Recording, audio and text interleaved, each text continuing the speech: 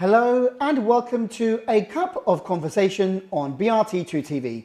I'm your host once again, Jacqui, and in the studios we have two lovely ladies, and one is somebody who you'll recognise every year, an annual guest on my programme, the lovely Mary Watson. And for the very first time in the studios of BRTK, I've got a new lady, a new friend. Her name is Jacqui Sharpe, and we'll be talking about the SNTP Fun Run and Ramble, that's EFRA, coming up on the 9th of April this year. So first of all, ladies, welcome to the show. Thank you very much. We're pleased to be here. Great to have you here, Mary. And let's start with you first of all, because you're the lady who everyone recognises. When it comes to the SNTP Fun Run and Ramble, you and your lovely husband, Art, are now, I suppose, one of the major forces behind this event. Isn't that right? Yes, I guess we're probably better known than the rest of the committee, but everybody works really hard, so it's very much a joint effort. And this year, I heard you talking with Denise on the radio. This is the 7th year? It is, yes. I can't believe it's been 7 years. Comes round so quickly. It does. I mean, every year we try and support you one way or the other here at Biduck, and I'm always honoured to be invited along to help the proceedings go along, maybe in Turkish, whilst you present in English. So it's great to be a part of the EFRA, but I can't believe where the years go by, to be honest. And I can't believe that it's been 7 years since I last, well, maybe 6 or 7 years since I interviewed the late George Roper, when he first came into the studios to talk about it for the very first time. Yes, and that's how it all started, actually. Yeah. And we continue George's memory, and hopefully we raise a lot of money for Tulips to continue his legacy. We'll talk more about that, but let's pass the mic now to Jacqui for the very first time. And I know, Jacqui, you were a little bit nervous about joining us on radio and TV today, but thank you very much for joining us here at Biduck. Okay. And Jacqui, you've been invited by Mary to talk about maybe your own personal views, because you've actually, unfortunately, battled with cancer, successfully battled the big C, and you are here now supporting, and you've actually been part of the run. You've been running for the past few years, is that right? That's right, yes. I was diagnosed at the end of May 2013, and then did my first run April 2014. I finished chemotherapy in October of the previous year. So 2014 was the first time you participated, 15, 16, so this year will be your 4th time actually maybe at the run. Have you been every year or? Yeah, I couldn't last year because I've had an ongoing knee problem, but I will this year, and I have the other 2 years. Yeah. And how many kilometres will you be doing this year? It's always the 8. Always the 8? It's not easy for me because I'm not a natural runner, but I'm really determined, and it's so beautiful, the route, so I try and, every year I'll do that, yeah. Because I've spoken to Mary before, and let's just give a bit of background to you. You are originally from where in the UK? From Yorkshire. From Yorkshire. And how long have you been here in North Cyprus? It'll be 10 years this year, yeah. 10 years, your 10th anniversary? Yeah. What brought you to North Cyprus 10 years ago? Well, my husband was a coal miner, and he'd had a really bad accident underground. And so I think sometimes being faced with something like that, it's a bit of an epiphany, you know, you sort of think, well, I want to change my life. And we came here really just for a year, for an adventure, I guess. Brought our daughter when she was only 8, and we just stayed. We just loved it, and we stayed. We built a house here now, we've got a little holiday business here, and yeah, we love it. So what started off as just a little adventure for a year has now become 10 years. Yeah. Any plans of going back? I know that your daughter now is graduating from high school, so she'll be off to university soon, yes? Do you know she's not, Jan, she's not going to go to uni. She's not? I know, she's not. She's going to work with autistic children as a teaching assistant, and then maybe continue on. Maybe next year she might go to uni, but this is... Her plan is to work to start with. But she'll be going to the UK yeah, after this year. So you don't have any plans? You're not going to follow her, or you don't know yet at the moment? It's difficult. It's a year of many changes for me. I'm going to be a grandmother as well this summer. So my son and his partner are having a baby in August. So I don't think we're not going to move permanently back now. We love it here too much. Fantastic. Congratulations on becoming a grandmother in the summer. Thank you. You're too young. You're too young to be a grandmother. We have our children very young in yes, of course. Yorkshire. We did. Very, very young. Yeah. Okay. Well, thank you once again for coming to the programme. Let's go back to Mary now. Mary, after Art took a back step as the chairman or the person behind, you are now leading IFRA. Is that right? That's right, yes. Although Art does the promotions, he does a lot of the marketing and helps me. So if I'm stuck, he helps, or he tells me what to do quite a lot as well. But I can ignore it if I choose, but at my peril. At your peril. Now, obviously, because I've been interviewing you for years and years, and we're old friends, it's great to have you back here in the studio again. Again, for those who don't know, I mean, it all began with George Roper and his battle with cancer, and of course, his introduction to Tulips and the Health Those with Cancer Association, led by Razia Quadre Ismail, and he wanted to give back. We know the story there. I'm sure most people now know the story of that. He unfortunately passed away, and the committee, the SNTP Fund and Mammal Committee, continued where he left off. And I'm sure he's very proud up there at your work, what you've been doing. But was it always your intention to continue for this many years? 7th year now. It's not easy to keep the momentum going, but I know that it gets better and better every year, doesn't it? It does, and you're right, it isn't easy, because we need to find new ways of attracting people. We need to find new ways of raising money. We have events, apart from July and August, we have events every month. We've got a dog show on Sunday, which is not something we've tried before, which we're doing in conjunction with Hope for Pets and splitting the money. And it's keeping the momentum going that's difficult, really. But you have a good team on the committee supporting you. And I think everyone knows now roughly what they need to do. It's quite a set thing now. I mean, the location is practically, has been the same for the past 3-4 years, isn't it, I think? Yes, we've changed the site slightly this year. It's Carrington site again. It's about 5 minutes walk from the one where we normally have the fun run. Mm-hmm. The actual route is the same, and it's, as Jacqui said, it's a beautiful route. It's along the old coast road, so you're walking, running by the sea, and it's and we have stuff that we do every year. So everybody gets a medal. The first 3 get trophies, and medals are really important to children. Yes. And some grown-ups as well. And we don't change a lot each year, but what we try and do is just get bigger and better. Last year, we raised over 192,000 lira. That was exceptional, because we had a particularly big donation that we really weren't expecting. Mm-hmm. And that was a record number. But this year, I don't know how much we'll raise, but my logic is every lira counts, and we'll take every opportunity to support Tulips, because the need to support cancer patients is getting greater and greater. According to Tulips, they have roughly 3 new patients a day, and trying to support that in terms of funds, medication, the staff that they pay, it's scary, absolutely scary. It is very important to say that their work is hands-on with the whole community, not just Turkish Cypriots, but of course with expats. Yes. And they need money every day, basically, yes. To fund any treatment, any thing that the patient needs. So as you said, every kurush or lira counts. And it's not the fact that, okay, the more money you raise, the better, but the fact that this has become one of the biggest fundraisers for the charity on the yearly basis, it's very important that we again support, and even if we raise 10 or 20 lira, still come along and join. Don't you agree? I do, and you asked if we intended to continue doing it each year, and when you're raising loads of money and it's really needed, how can you stop? You can't stop. You can't stop at all, and I hope you don't stop ever. Until we don't need cancer anymore, cancer sufferers stop, or if we don't need Tulips anymore, unfortunately we're going to need you to keep Tulips going. Mm.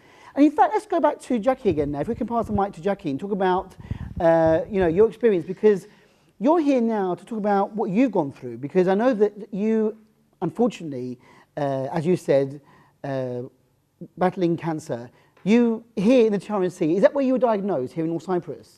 It was, yeah, and it was a scary time, as it would be for anybody, receiving that news. But I decided, after meeting Razia, to have my treatment here rather than going back to the UK, and the treatment was fantastic. And Tulip's help was, absolutely essential, you know, in guiding me through a really frightening time. So to be able to give something back that first year, to raise money, because as you say, there is no funding for Tulips. It's reliant purely on charity donations. Yeah. And what they do is fantastic at that really scary time of diagnosis and throughout treatment. And they've continued to be there for me, you know, Jane and Pam. So anything that anybody can do, just to come along for the day. You know, it is such a lovely part of the island, just to walk down the route. It's now become somewhere that myself and my family regularly go anyway, and we always take any visitors there as well, just to walk the route, because it's so beautiful. Do you live in the area? Where are you based in North Cyprus? We live just between Ozanko and Chatalkoi. Oh, so you're not too far away. Yeah, it's nearby, and it's just beautiful, you know, so just to go down there to join in on the day even would be. I would like to highlight, because obviously I've heard a bit of background from Denise's interview with you on the radio, that you have a family, a gene pool, shall we say, that is actually conducive to breast cancer, I think, or cancer in general. So you were having a checkup, weren't you? And that's where it came about. So you're actually quite aware that, you know, regular checkups actually can save your life. Yeah. And you had quite a rare form of cancer, and which, you know, you were saying that had it been a lump, it would be in its quite advanced stages. But you actually caught it a little bit earlier, didn't you? I think. Yeah, it's about only about 10% of breast cancer is lobular, which is what my mother had as well, and so doesn't form a lump in its earlier stages, and so the decision to have a double mastectomy actually saved my life, because the advice had been to have a lumpectomy, because they thought that they'd found something that was of concern. But actually, when the pathology was done on my breasts, it was on the left-hand side that the cancer was. So had I not done that, no, I credit the decision I made, but also what's available here in North Cyprus, with saving my life, without a doubt. So all your treatment, whatever you had, was actually here in North Cyprus? To go back to the UK for anything? No, and continue to have checkups here.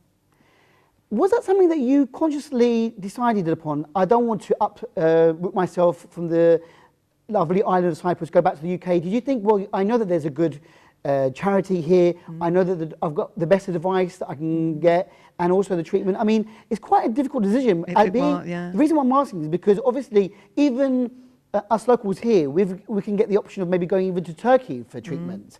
So I'm saying, as a person from the UK, maybe you could have gone back to the UK. Yeah, I could. But are you happy with everything that's happened here? Do you know, everybody's got a different opinion. I can only say from my experience, and it was through meeting Razieh and her sort of my fears were really dissipated by meeting her, and then through the help that I was able to get from Pam and Jane, who the support workers at Tulips. I think I've had the best of care. I really do. But you know, I can only speak for what I've found here. Yeah, it's never going to be great, you know, having chemo and, you know, having the sort of surgery. I had 2 lots of surgery. I've since had a bit more, you know, since then. But no, I've been very happy with the care I've had here. So again, unfortunately, you know, there are lots of cases. If somebody watching, an expat here or anybody here watching the programme, if they are diagnosed with cancer, you would say go to the association, get the support you need, and then make a decision, you know, from then. You know, don't rule it out straight away. Speak with the people who are in the know, and then make your decision. But you are happy with your decision that you made. Yeah, and I've done that. I've become a real sort of, you know, an advocate for Tulips and for the treatment here. And I've done that with people that I know. You know, people have actually come to me and said afterwards that they weren't aware of the help that was available here. And it was only through speaking to me, and were so grateful that we'd put them in touch with Tulips and the care that they've had here. And that's the main thing, actually, isn't it? That the awareness. Let's go back to Mary for a second, because even though, I mean, I'm working in the media, and so I know all the people, the associations, you know, we have a good dialogue, but are there people out there who are still unaware of Tulips or the Health and Cancer Association, and in general about what is on offer here when it comes to cancer treatment? Are there still people who don't know? Oh, I'm sure there are loads of people who don't know. Tulips do a tremendous amount of advertising. They have, particularly for expats, 2 expat workers, which Jacqui mentioned, Jane and Pam. They provide information, they provide leaflets. Recently, we've put on our Facebook page something about getting a second opinion, because what tends to happen is someone discovers they've got cancer and they go to a private hospital and the doctor says, right, okay, come in next Wednesday and we'll operate. And they panic. Whereas the leaflet and the information that's gone on our Facebook page says, hang on, you wouldn't buy a car without getting a second opinion. You wouldn't buy a house without doing lots of research. Yeah. And a couple of days doesn't make any difference. So I think it's not just the awareness of the cancer, but it's the awareness of not panicking and getting in touch with the right people so that you know the choices that you've got. And people do choose to go back to the UK or to stay here. And their experiences depend on, I guess, what happens on the day. But anything we can do to help advertise what Tulips do and the services they provide. I mean, people don't know that they provide doctors, nurses, they get the medication, they do home visits, they do a tremendous amount that people just don't realise. It is quite, and it costs money, of course. Of course. It is quite scary for somebody maybe to all of a sudden be diagnosed Yes. with cancer, especially when they're in a country that they're not always familiar with. Yes. The health system, you know, touch wood, you don't want to be ill. But, you know, it's not something that you think about straight away when you're here enjoying the beautiful island and then all of a sudden you're struck down with this disease, and then where do you go from there? So it's nice to know that there is a sort of a listening ear, yeah, or a friendly face to help you on this journey that hopefully will be a happy end. There'll be a happy ending at the end. Of course, the most important thing is catch it early, you know, yes, have the regular checkups, go to doctors straight away, you know, don't be frightened if you find a lump. Go along and, you know, most of the time it can be a happy ending if you are diagnosed early enough. So let's go back now to some more cheery things, and let's go back to the EFRA for this year, for 2017, which is getting bigger and better as the years go by. And again, I mean, we know roughly, but those of you who don't know, we know roughly what's going on. It's going to be a fun day of people walking, crawling, running, people... Dressed up, bring the dogs. Yeah. Make sure that you register in plenty of time, and I've got information on what time the races start, etc. The main thing is raise some money. If you can get a sponsor form and go and talk to your friends and family and collect as much as you can, or you can come along on the day, and children pay 10 lira and adults 20 lira. Mm-hmm. And I think we mentioned about the Hat Trick Club when we were talking to Denise, which is something new this year. All right. We'll talk about that in a minute. Let's go back to Jacqui for when she first started joining the EFRA. I'm putting you on the spot again now, Jacqui, because I'd like to hear from you. So you were diagnosed with cancer, mm-hmm, and that was at the end of May, you said, in that year, roughly. Yeah. And then the next April, you joined the fun run. Yeah. So how did that happen? I mean, did you think to yourself, right, now I want to give, was it like George Roper saying, I want to give back to the charity? That was exactly what it was, yeah. I think people don't realise, you know, that there is for you to have treatment here, there isn't a cost to people to have in the state hospital chemotherapy. You pay purely for the drugs that you use. And if you know, Tulips can help with the cost of those drugs, but there is a real wish to give back for that, because you know the money has all been given through charity funding. Mm-hmm. So yeah, we certainly did want to give something back, and I practiced somewhat, but it still was difficult for me to do that first run. I'd only just stopped chemotherapy in the October, so it wasn't long since finishing that. And I'm determined to keep doing it. I'll do it every year, you know. Yeah. But you make it sound, you know, for you, a real challenge. I mean, 8K is a challenge for anyone. Yeah. Never mind anyone that you're battling with any disease or anything at all. You know, that 8K. I mean, I have to admit, I'm lazy and I walk or even crawl the 5K because, you know, I'm not going to run. I'm not a sportsman. And we normally have fun with some friends there or, you know, family. My son, my wife come along most years. And but you know, it's something that you can take. I mean, would you say that it's something that anyone can do? Really? Oh, exactly. And that's what you know, I do this as a challenge to myself and to remind myself of how lucky I am to be here and of what Tulips did for me and that, you know, the help that they, and I sort of take the memory of my mum and friends that we've lost to cancer with me on the day, and that pushes me on with it because I don't find running 8K easy at all.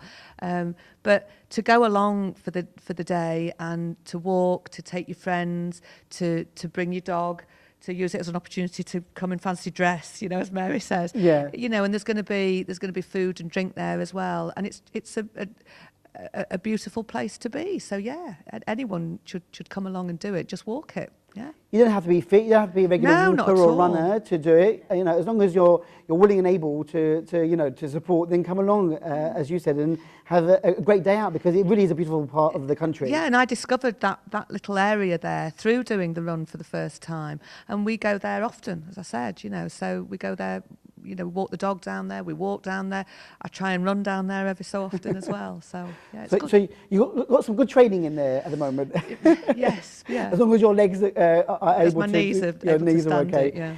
Let's give the microphone back to Mary again. And okay, so we're talking about the hat trick now because we have a lovely young lad named Kai, and he is now doing a hat trick this year. I've seen it in the press. I've seen it in the emails, you know, the press releases that you've sent out. So the hat trick is, correct me if I'm wrong, because each race is starting at different times. So theoretically, you can do all three, can't you? You can. Theoretically. Yes. If you're mad enough, you can. Yeah. Kai has done the fun run ever since it started. And the first year, he was about this high and this wide. You won't mind me saying that. And now he's 15 this year and very different. Last year, he raised over 19,000 lira, and he did the 5 and the 8K. And his father, Ian's a very keen runner. And I was talking to Ian, and he said, I've done the 5, and I might do the 8. And I said, why don't you do all 3, the two of you? So Ian and Kai are doing the 2, 5, and 8, bless them. Mum Sharon is doing 5, and she's only just started running. And little Cade is doing 2, so it's a real family affair. Mm-hmm. And they've actually got a couple of people to join them and do all 3 races. Now, I think that's very brave. They would love sponsorship. They would love people to come and join them. I'm hoping I can persuade them to get dressed up as well. Maybe pushing my luck there. Yeah. But, you know, to have the hat trick of doing all 3 is outstanding. Amazing. What a great way to, you know, bring even more emphasis onto the fun run. And I think, well done. A round of applause now for them for even contemplating doing all 3. Yes. I can just about do the 5, and that's enough for me. So theoretically, if anyone else wants to do the hat trick, they can still do it. When this programme is aired, there's still a fortnight left before the actual event. So you still can get training in for the hat trick. So tell us a bit about the day. I know, because I've been many times, but we've got registration in the morning, haven't we? Yes, registration is at 9:30. Yes. And I would say to everybody, come and register in plenty of time for your race, because otherwise you'll be disappointed. Yeah. 10:15 the 8K starts, 11:30 the 2K, and 12 noon the 5K. And we've also got our fancy dress competition as well. And the judging of that is at 11:25. Right. So we've got the races, and in between, those who aren't participating, will there be stalls again this year? Yes, we're trying to get as many stalls as we can. I know we've got a lovely cake stall. Mm-hmm. We'll be selling T-shirts, we'll be selling jewellery. We've also got our special stickers this year. All right then. Now, you had this in the bag, and I made you get this out so that we could see. Car stickers. They're car stickers. Yes. That's why it's all back to front. Obviously, you know, think about it when you put it on the car. But, I mean, I really like this. My dog and I, Ephra, love the Ephra and Tulips. So that's one. I mean, you know, if you're a dog lover, why not? And I love Ephra and the tulips. So great car stickers to Yeah, have. good way of advertising what we do. And for 5 lira, you know, a bit of fun. Yeah, And we should hopefully be able to sell quite a few. I hope so. So that, you know, you can get them on the day as well. Yes, yes. And you can get T-shirts. And we have also, you want people to sponsorship. I mean, to sponsor, because I know obviously in the UK, things like this, you know, you start months in advance training and you get sponsorship forms. Although us here in the TRNC, especially us Turkish Cypriots, lazy in that respect, and normally we turn up on the day to just pay our dues and do the run itself. People are starting to you know, get their sponsorship forms, aren't they now, which you can get online? Yes, you can, and I'll just give you the details of that. If you email Ephra 2017 at outlook.com, you will have a sponsor form emailed to you. Right. Plenty of time to start collecting money.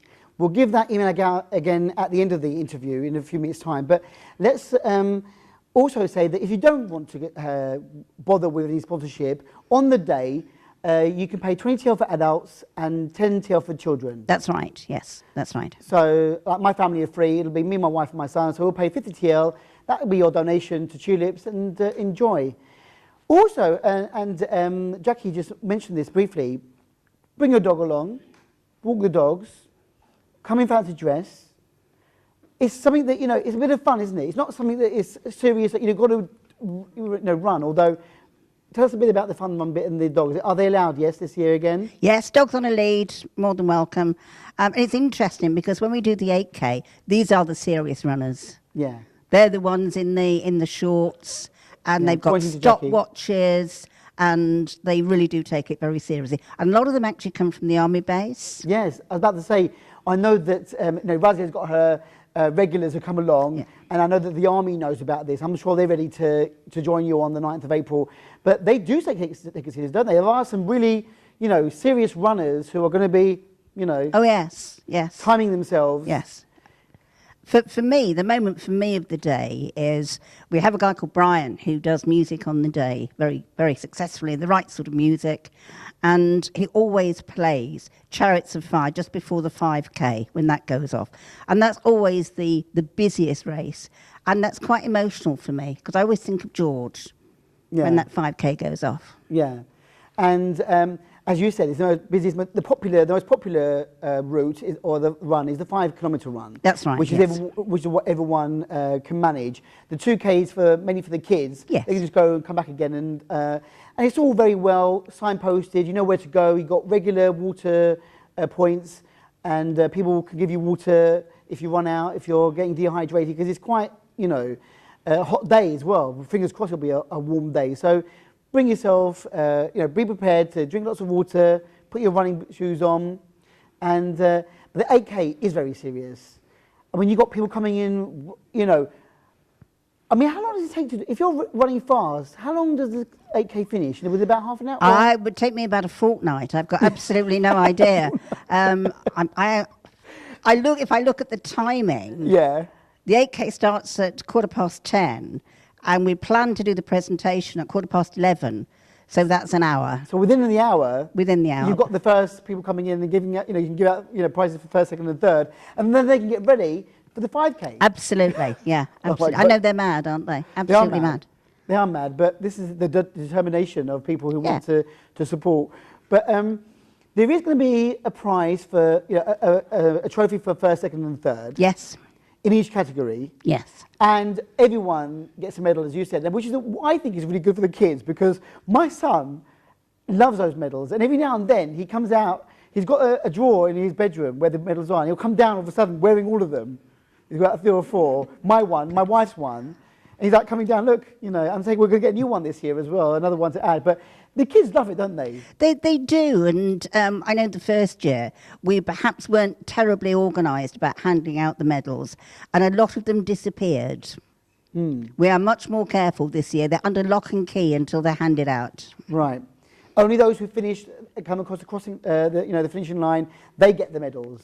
Yeah, but they can. I mean, they can do 20 yards up the road and come back and get a medal. But you know, that's important. obviously, you know, when it comes to kids, you're not going to say no to any of the kids, No, children there. You don't want to break their hearts. But, you know, there is an incentive there for the kids to join in. So from 7 to 70, anyone can come along and participate in this. And again, as we said, if you don't want to, for any reason, join in the runs, come along and have a fun day. And I think, you know, lots of people do like to sit around, have a tea or coffee or a cold drink and go around the stalls. There's music being played, like you said, with Brian. He's there to DJ a little bit for us. So it's fun for everyone, even if you don't want to, particularly if you can't, let's say, you know, for physical reasons, or if you just don't really want to do the walk or the run, you can come along and just join in the fun, can't you? Yeah, and it's just a lovely atmosphere on the day. It's a nice setting. As Jacqui said, it's a lovely walk. Food, entertainment in the way of music. So yeah, come along and join us. And bring your money. And bring the money. Yes. Can we go back to Jacqui now? Give the mic back to Jacqui for a second. And I want to ask, Jacqui, I mean, you know, you want to give back. Yeah. So are you now collecting sponsorship, or do you just give your own donation yourself? What are you doing this year? The first year we raised a lot of money because we got in touch with all friends and family in the UK, and because I was so, you know, newly out of treatment, we raised a lot. In the years since then, not so much, no, because I haven't been able, you know, you don't like to keep going back to the same people. Yeah. But certainly I always set myself a target that even if we haven't raised that in sponsorship, we would donate that anyway, which is more than, you know, the minimum amount, just because of what I have set in my mind is how much it costs to fund somebody through the cancer that I had and the medication that I need, and so we always give that every year. But how does it work? You said about the UK in the first year. Can somebody in the UK donate? How does that work? Is there an account or something, or do you sort of like, do they give you the money later on? Or yeah, that's how it worked for us. At the time, there wasn't anything set up where they could donate directly to Tulips from the UK. Yeah. But we just collected the money, in, you know, and then we gave it. Yeah. I remember handing it over to Ivor Moon in a car park. It looked a bit suspicious, but yeah, I remember handing the money over there too. Yeah, but so obviously you got pledges from family and friends in the UK, and they send it to you or give it to you personally later on. Yeah. But you know, that's really good to know that people around the world even can support you in some way. There's no excuse not to get money if you are an expat and you've got friends and family in the UK. You can just say to them, come on, give them money, and then you can give it to me personally when you come and visit me next time you're here in All Cyprus. But so do you have like are you sort of like incentive this year now? Because you didn't do it last year, you said, because of your knee. my knee, yeah. This year, are you sort of like, you know, back with a vengeance now? I ran it last Sunday as a sort of a practice with my husband. He's having really bad knee problems this year, so he's saying that he doesn't think he's going to be able to do it. But you know, I know him, and he will do it. But even if people could just come along to cheer people on, because it's such a great feeling. You're talking about chariots of fire, but I know when I get to that last sort of 50, 100 metres, I'm dropping. I don't know about doing 8K in less than an hour and timing myself. I'm going to be coming in with the 2 kilometre kids, I think, because I don't run fast at all. I'm not, you know, I'm not a good runner. But it's such a great feeling to come in at the end, you know, and to come in last, and, you know, have people sort of clapping and cheering, you know, it's great. So just to come along and encourage the people that are doing it, even if you're not able to run it or even walk it yourself, is so much appreciated as well, you know. So I'll certainly be in at the back. Yeah, I'll be coming in at the back. And unfortunately, because of the high incidence of cancer, you never know when, God forbid, you'll need that money that's been raised. It will be your turn to go to Razia and to the association and say, look, I need your help. So, you know, it might not affect you now. You might think, oh, you know, so what type thing. But it's never so what, is it? It could be if anybody. not you, you're, you know, a member of your family or close friends. You know, we're all going to be touched by cancer in our lifetime. I remember somebody saying to me, you know, when I was diagnosed, but you're too young to be diagnosed, or you exercise, or, you know, and as if it's something that only happens to people of a certain age, or that don't, you know, or it's sort of a lifestyle choice. But no, all of us will be affected by it, without a doubt. So again, anyone who is free on that day, who wants to Yeah. have a bit of a fun day out, but raising money for a good cause, definitely come along and, you know, support all the people who are doing something for EFRA. Back to Mary again, because I remember... Can you register online then, and then not have to register on the day, Mary? Or have you? still register You've on still the got day. to. So everybody's got to register on the day, whatever. Register on the day, yeah. So I'm going to have to make sure I'm not late. Okay, because Yes. I'm not good at that. So. Okay, well, I'm sure you know, they'll make time for you to come and register. But Mary, I mean, I remember one year when we were talking about numbers, and one year, didn't Razia bring coach loads of people down, and you had a massive turnout? And again, obviously you're not going to say no to anybody, you can't run, but, you know, can we ever, I mean, last year you had around 300. Can you ever say this is enough? Or you can never gauge, can you now, about how many people will turn up? Because so many people just turn up on the day, don't they? Absolutely, and we have surprises every year. The year that we had the coaches from the association, we found out about a week beforehand, and Razia met us and said, oh, by the way, can I bring 200 people? And we looked at each other and thought, I don't think so. Not 200 turned up, but a lot did. We had cyclists 2 years ago just turned up, which is totally impractical when you've got runners. So we just get to a point, I think, where we say, whatever happens on the day, we'll cope with it. And we plan as much as we can, but can't plan everything. Of course not. And I remember last year, I saw some friends, family members as well, who were part of walking associations. That normally there are some trekking associations who go out on a trek every Sunday, and some now have joined on the bandwagon of yours, of your event, and have decided to not do their normal walk and come along and join yours. So it's actually picking up momentum around the Turkish Cypriot community as well. Would you say there are more and more Turkish Cypriots joining in? Yes, yes. Over the years? Certainly. Yeah? Certainly. What we'd really like to do is attract more young people, people like Kai, you know, 14, 15, 16-year-olds who want to be healthy, who appreciate the need for running and walking. And, I mean, Kai's now got a real passion for running, and he got it through EFRA, which is great. Fantastic.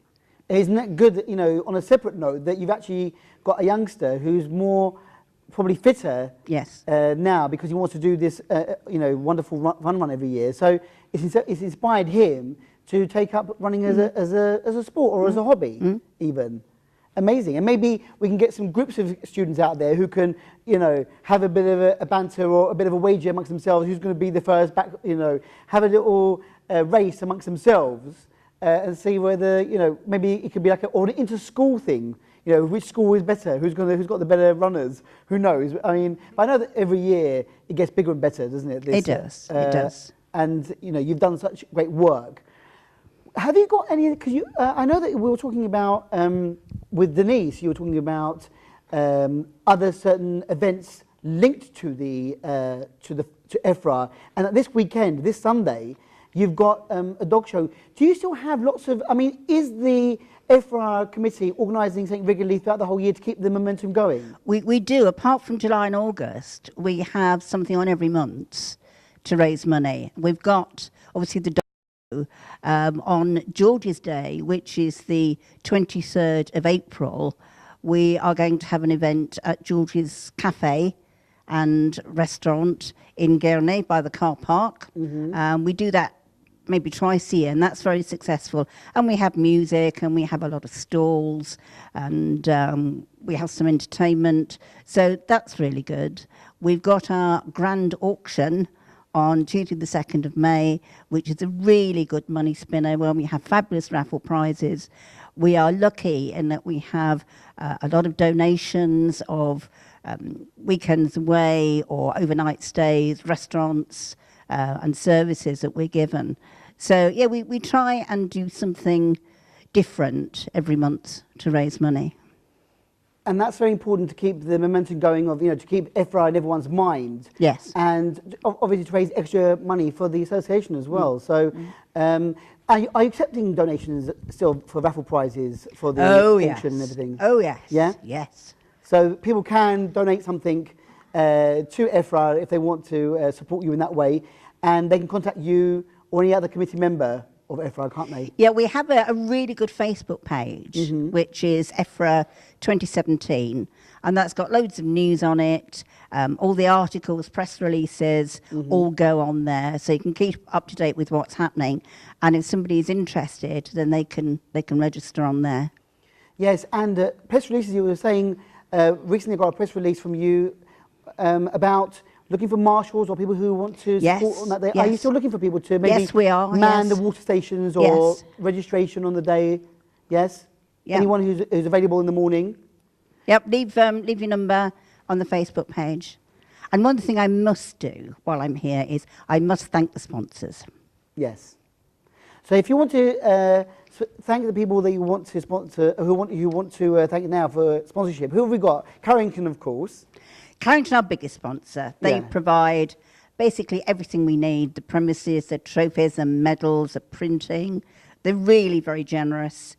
We've also got a number of other sponsors, more each year. Naomi Mehmet, Credit West, Cyprus Today and Kibris, Living, Cyprus Scene, Shah Marketplace, Telsim, Kibcom, Multimax, Samsung, the Tumber Restaurant, the Dentist, Seda, the Co-op Bank, Tepe Community, Ictisit Bank, Kale, the paint company, and Century Supermarket. And a great big thank you to all of them for their contribution and helping to make the day such a success.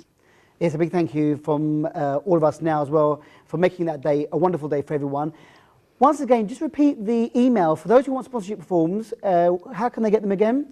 Okay, if you email EFRA 2017 at outlook.com. Then they can get a sponsorship form, download it, fill it out, and then bring it on the day. Bring it on the day, with the yes. money, or maybe the money later on. Maybe you can collect money later if there are people who are donating from abroad. And obviously you have to register on the day. Come along. 9:30 is the registration starting time, and it's going to be a great fun day out for everyone, isn't it? Really. It is, and a thank you for coming along and being interpreter again this year. You're we more than really welcome. value your presence and the fun you bring to the day. So thank you. No worries. I'm always happy to be there with you to do some interpreting. And if I'm not there, it means I'm on the 5K run. And I'm very, very slow. So don't expect me back for about an hour when I'm doing the 5K. But I will be there, definitely, fingers crossed, God willing, with my family and friends, with some friends at BRTK as well. We'll be there supporting you, flying the flag. And I want to say thank you for keeping us informed about the EFRA events. And good luck for you and your committee for this year's event on the 9th of April. And I hope to see you and all the friends there again this year in Tepe. That's great. Thank you. Thanks a lot. And also, we can say a big thank you to Jacqui. Thank you very much for coming in today. That's no problem. Thank you for sharing your story with us. I wish you all the best for this fun run. And I hope that you get lots of support from your sponsors. And I hope that, you look fantastic. You made a great recovery. You are somebody who's inspiring everyone else. It's not, the big C isn't a bad word. You can conquer it. If you fight it, you can win it, yes? It's true. You can even do, and if I can do an 8-kilometre run, then, anybody can. So, Yes. let's hope it works. It's really good this year because it's a great cause and it's a great day out. So Thanks a lot for all your support as well for this wonderful event. Good luck. And with that, we say goodbye to both of you. See you on the 9th of April, yes? Okay, and with that, I say goodbye to all our viewers watching this Cup of Conversation. Hopefully see you on the 9th of April in Tepe, and please sponsor if you can't run yourself, and come along on the day just to watch all the other people running and walking. Until next time we meet on this programme, take care. Bye-bye.